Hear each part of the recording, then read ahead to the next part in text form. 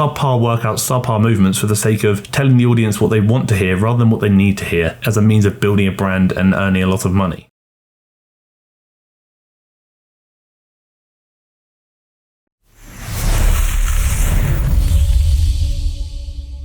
We're back in front of the computer. I was actually going to release a in the gym video on Thursday. I don't know what day this video is coming out. This might be Monday, might be Thursday. Either way, I was meant to release an in the gym video this week, but unfortunately I don't actually have one filmed. But I'm going to try and get one filmed for next week. I just need to message Ryder. Ryder, if you're watching this, when you're free so we can go to the gym together for the content. Also, big thing I should go throw out there, because I figured I might as well. Obviously, as you know, TFNL coaching is a thing, as in where I coach people to get to their goals and make them very good, very good. Obviously, I can only coach so many people. I have a cap. I am very much approaching that cap, unfortunately, and there's obviously a waiting list. The waiting list is still open, it's down below, but I'm actually going to bring on Ryder as a TFNL coach to then start working with people under the TFNL brand with my guidance as well, just to help me get through more people on the waiting list so people can get access to good coaching, which is what I like to think I offer and what I also like to think Ryder offers. So that's also going to be a thing. So if you're interested in working with either myself, Ryder, or potentially one of the other TFNL coaches that will be coming on board in the foreseeable future, then please have a gander at the application form down below and fill it in and let me know your thoughts and opinions. If you do end up working with Ryder or another one of the future coaches, I am going to be involved in the process. They will be able to come to me with questions. I will be giving guidance and input on programming. I'm not isolated from the process whatsoever.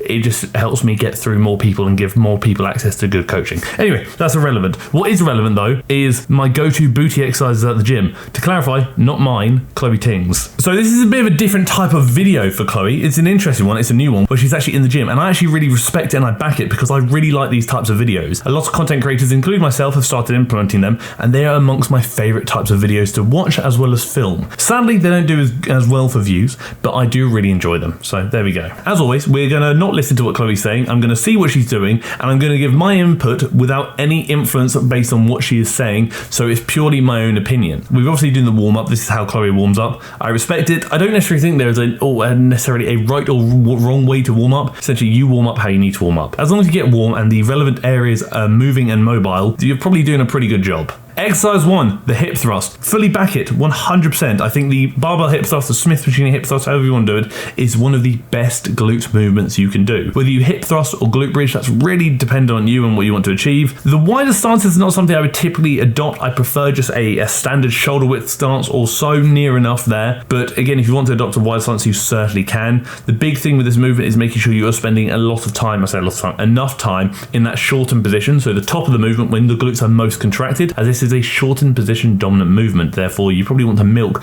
that shortened position for all it's worth. Starting with the hip thrust is actually a fair shout as well. You don't have to start with the hip thrust. Ultimately, with the consideration that muscles typically fatigue in their shortened position first, it might be worth prioritizing that shortened position movement first, like the hip thrust, before too much fatigue is accumulated, thus making it harder to then get into that shortened position as the workout progresses. You may find it really hard to fully contract and lock out the glutes at the end of the session due to you being so in fatigue and the shortened position being typically the hardest position to get into due to muscles fatiguing first in that position. I hope that made sense. And I actually really support doing it on the Smith machine because doing it with the barbell can be a bit unstable at times and can be a bit wobbly. And ultimately, I often find a lot of glute bridge or hip thrust machines, like the plate loaded ones, for me personally, there are some really good ones, but a lot of them aren't that spicy. Whereas a Smith machine is consistently usually pretty decent. Quick interruption for a wee moment. The cat is behind me. As you can see, he's snoozing on his favorite blanket. This video is indeed sponsored once again by Magic Spoon. Again, if you aren't aware of who Magic Spoon are, they are a slightly different brand of cereal that typically adopt a much higher protein content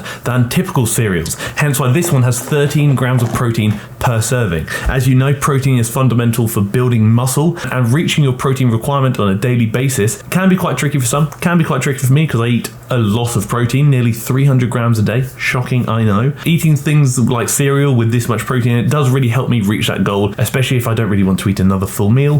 Who doesn't love this cereal? Because cereal's pretty banging. And obviously, as I've previously mentioned, I will be looking at competing in a bodybuilding show in the foreseeable future. And when I am in that prep stage where my carbohydrate intake is going to be a lot lower and my protein intake is going to be a lot higher, it does make my life a lot easier when I can consume a protein cereal that has this much protein, being 13 grams of protein per serving, as well as this highest few carbs being 4 grams of carbs per serving. Obviously, I'm not going to eat 1 serving. I'm probably going to eat 3 servings at a time because in my eyes, if it's not 3 servings of cereal, it doesn't really count. So take from that what you will. And just consuming these higher protein snacks just makes my life a little bit easier. Means I can still actually live my life a bit more comfortably without having to worry about getting extra meals in here and there, because again, it's much easier to chuck in some cereal in a bowl than it is to cook a few bits and bobs. So it's convenience for me, and maybe it's convenience for you as well. So if you are struggling with getting your protein intake in and you want to gander at Magic Spoon, click the link below and use my code TFNL to get $5 off your order, or go to magicspoon.com/TFNL and it'll take you right there. And again, Magic Spoon is so confident in their product that you won't hate it, and you may actually in fact like it rather than just tolerate it. If you aren't fully satisfied, they'll give you a full refund, no questions asked. So like I said, if you fancy having a gander, again, no pressure to, just if you fancy it, please do consider clicking the link below and using promo code TFNL for $5 off at checkout, or if you'd rather, just go to magicspoon.com/TFNL. I will end this very abrupt interruption and send you back to the video. Just want to give a very quick thank you for you guys for always supporting me and putting me in a position where I'm able to receive offers and sponsorships from companies that I support,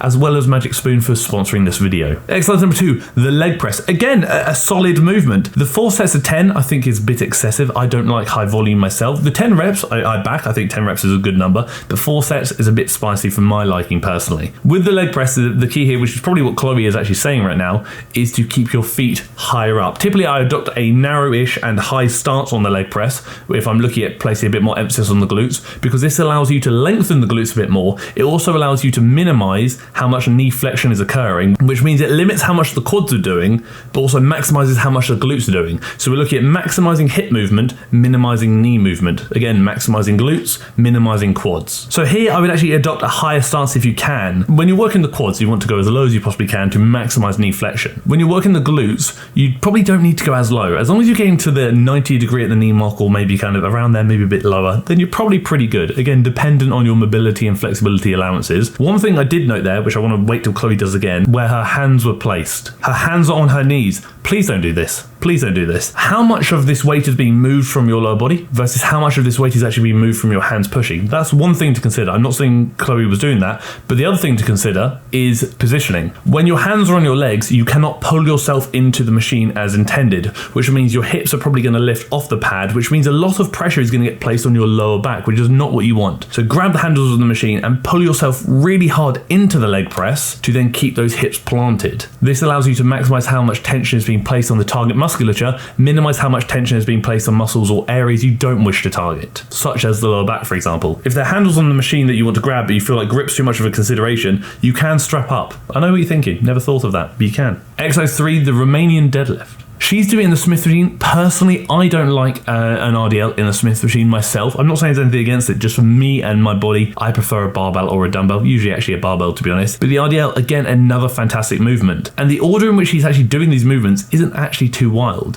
If I'm really looking at just going glutes, I'll probably go hip thrust, then RDL next, then maybe leg press third. But as a whole, the RDL is fantastic. The big thing you've got to focus on here, and the real key here, is this is a hip hinge movement. Therefore, the priority should be hinging at the hips, which essentially means kick your bum back, and when your bum can no longer travel back, you've probably found your active range of motion, don't need to go any further. Getting a bit of an additional knee bend, as Chloe is doing here, will allow you to push your hips a little bit further back, which means you can lengthen the glutes a bit more, which will shift that emphasis maybe a bit more away from the hamstrings, a bit more onto the glutes. Whereas if your legs were typically straighter, it might be a bit more hamstring dominant. Bulgarian split squat, I didn't actually know this was coming, gonna be honest with you. Didn't know this was coming. If I knew this was coming, probably wouldn't have watched this video, because at this stage of my life, having recently gone back into therapy, I don't know if this is going to hinder my progress.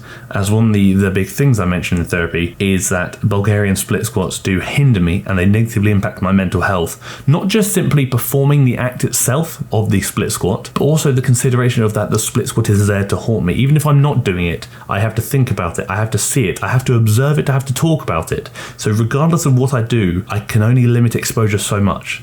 And when I see Chloe doing the split squat, I think to myself, is this harming me or is this helping me? And at this stage, I think it might be harming me. Sadly, it's actually a really good movement, and sadly, it's one of the best glute movements in my opinion, depending on how you do it. So with this, if you want to make it a bit more glute bias, you can essentially make sure you're lifting with a flat foot, and what I mean by that is so your front heel is not elevated, and you'll get a bit of a forward lean. It shifts a bit of emphasis away from the quads and a bit more onto the glutes, which is probably what you want if you're going to do this for a glute workout. Rotation during a split squat could be a consideration to further lengthen the glutes. In the context of what she's doing right here, I probably wouldn't worry about it right now. I'd probably consider that down the line. I think that's something I probably want to talk about. There's actually an Instagram reel I was sent that talks about rotation during split squat that I'd like to save for another video where I can actually elaborate further. Just know that rotation could be a consideration, but should you consider it right now? Let's talk about it later. But the split squat is great. Unilateral movements in general can be really good for the glute, so I fully support it. And the cable kickback, the 5 movements being included, I back every single one of them. I think I actually did a video speaking about like effective glute training, and I included all 5 of these movements as my 5 top movements, which means either I was onto something and it is a coincidence, or Chloe watches the channel, in which case, Chloe, I'm so glad you're here. Please be my friend, because sometimes your supporters get angry with me in the DMs and they don't like me very much. What I would do personally is not necessarily just kicking back per se. I'd probably kick slightly out to like 40 degrees or so to shift a bit of emphasis onto the glute med, which is a muscle of the glute that is commonly actually neglected through a lot of these other movements. But yeah, no, it's solid. For isolation movements like that, I typically do actually prefer higher reps, but I still kind of favor the 5 to 10 rep range for most things. Just for glute kickbacks, I might go like maybe 8 to 10 or maybe 8 to 15 perhaps. I'd probably shift away from the 5 or 6 range personally. Generally, volume personally way too high for me. I would shift maybe 1 to 2 sets of everything. I wouldn't probably go above 2, especially if you're doing 5 movements. You really don't need to. But the movements themselves, genuinely really good, like genuinely really good. And I mentioned this before about it seems like Chloe's kind of updating her approach to training, and it's almost disappointing this is happening now because YouTube fitness isn't obviously what it used to be. Chloe Ting's videos aren't doing as well as they used to. Same with mine, same with everyone else on the platform. I wish she was promoting this information back when her videos were thriving and she was in her prime, because this is information, again, based on the movements. I don't know what she's really been saying. I've kind of been giving my own input, but based on the movements that she's doing, this is stuff a lot of people I think really could have benefited from seeing, rather than a lot of her maybe subpar movements and subpar workouts previously displayed on her channel when it was maybe a bit more popular. So it's good, but it's also a shame that it's happening now and didn't happen back then when I think it could have been really useful. But that being said, I fully back this. I think this is genuinely really good from Chloe, but it's just a shame that my mind kind of goes to the kind of area where I feel like a lot of her previous workouts were created purely for the sake of clickbait and building an audience, whilst perhaps knowingly providing information that was either subpar or incorrect for the sake of feeding that audience that she was trying to build, when in reality, if she just promoted something like this back then, maybe the audience wouldn't have grown as much, but the audience she did acquire would have benefited far more, because this is genuinely really good. I don't know if that's true, but it's just where my head goes, and it's a shame that I've been brought up in the industry to believe that that's actually a valid reason as to why influencers are promoting such, for lack of a better term, nonsense in many cases, subpar workouts, subpar movements for the sake of telling the audience what they want to hear rather than what they need to hear as a means of building a brand and earning a lot of money. But yeah, maybe I'm pessimistic, I don't know, but it's a shame. Either way, I'm glad Chloe's done this. I'm a big fan. But very quickly now, we're going to crack on with comment question of the week. When doing things like hamstring curls, leg extensions, and lateral arm raises, where is failure? Is it when I can't do a rep with full range of motion anymore, or when I can't move/lift my legs/arms at all? The initial point of failure would probably be around the point in which you can no longer complete a full rep to adequate range of motion. If it's a shorter position movement, you can no longer lock your legs out on the leg extension, for example, you've probably reached failure there. Does that mean you should stop? Not necessarily, because there is benefit, depending on the movement, depending on the position, of doing partial range of motion reps. So rather than locking out on the leg extension, you can't lock out anymore, you can only get to there, you keep going till you can't really move much. That's taking it much closer to true genuine failure. Do you need to do that? Absolutely not. But I would typically say for most movements, failure is when you can no longer complete a full range of motion rep, or a rep to an adequate range of motion. Like I said, you can consider doing some partial reps if you wish, as they do certainly have a time and a place. That is it. That is the video. Thank you for tolerating me. Thank you for tolerating the fact that I always thank you for tolerating me. I do that just out of habit now, to be honest, more than anything, and British sarcasm, and also just British degrading humour, I guess. And thank you for tolerating the video.